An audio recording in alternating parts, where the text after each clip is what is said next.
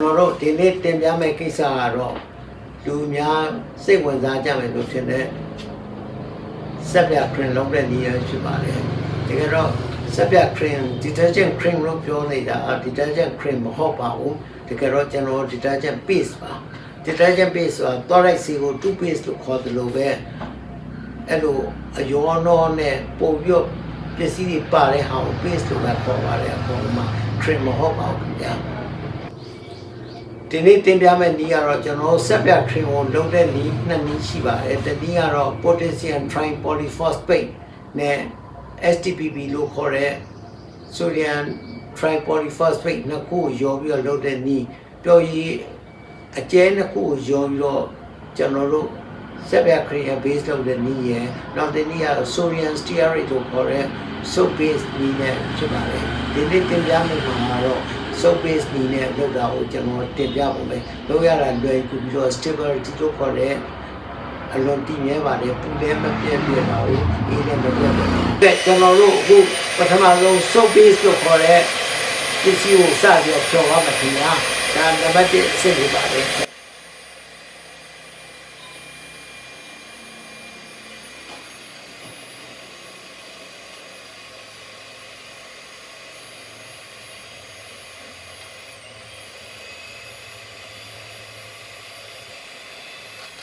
ဟုတ်ကဲ့ကျွန်တော်တို့ဒီနေ့အလွယ်နည်းလေးတွေကို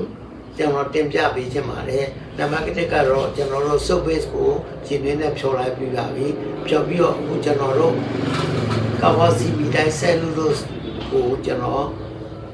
ဖြော်ထားပါမယ်အဲ့ဒါဒီကိုကျွန်တော်တင်ပြပါမယ်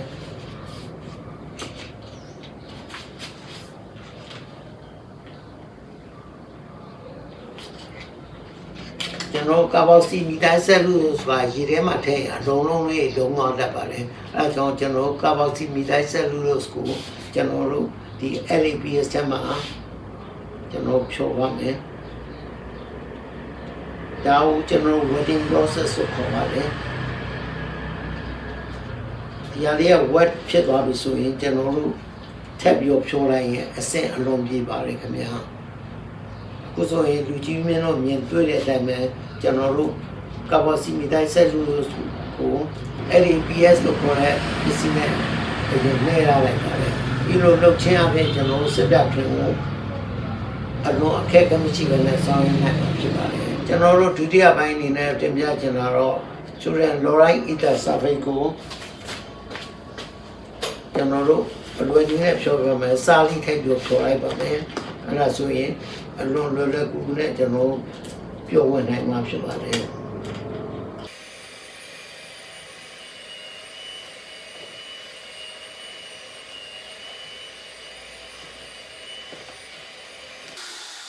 ဟိုအဲ့ဆက်ကမယ်ခင်ဗျာ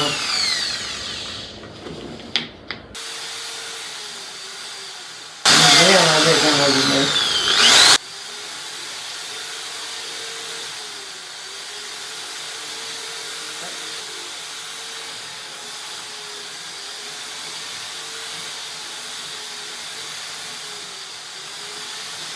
ဒီကိစ္စမှာ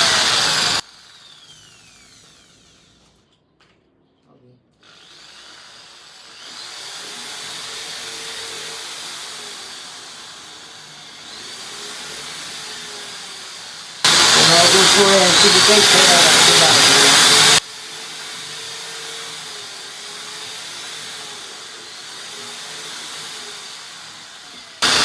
အဲ့ဒီဘာရောပြန်ထည့်ပါမယ်โอเค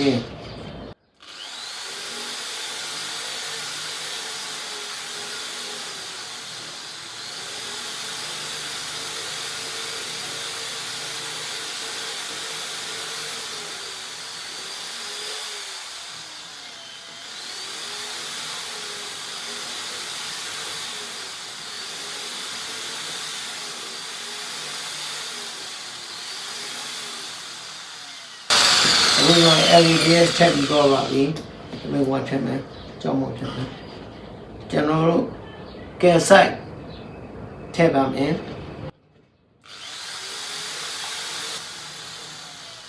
ကျွန်တော်ဒီနေရာမှာသဘာဝပတ်ဝန်းကျင်ကိုမထိခိုက်အောင်လို့ phosphate ကိုမသုံးပါဘူး ကျွန်တော်တို့ဆိုဒီယမ်အလူမီနီယမ်စီလီကိတ်ကိုသုံးပါမယ်ခင်ဗျာ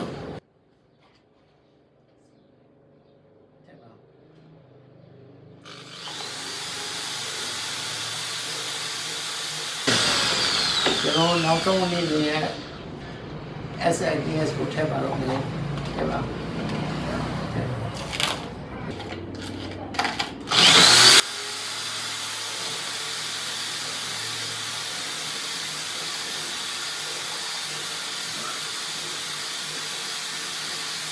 โอเคကျွန်တော်တို့အခုဆိုရင်ဆက်ပြခရင်လုပ်တဲ့လုပ်ငန်းလေးပြီးပါပြီအဲ့တော့ဒီတိုင်းကျစုပ်ကိုကျွန်တော်တို့တာရှိစံစေးနဲ့အနံ့ထည့်ပါမယ်ခင်ဗျာโอเคအနံ့ 2cc ထည့်ပါဒီနေ့လောက်တာတော့ကျွန်တော်တို့ဆက်ပြခရင် 2kg လောက်ပြတော့ပါခင်ဗျာ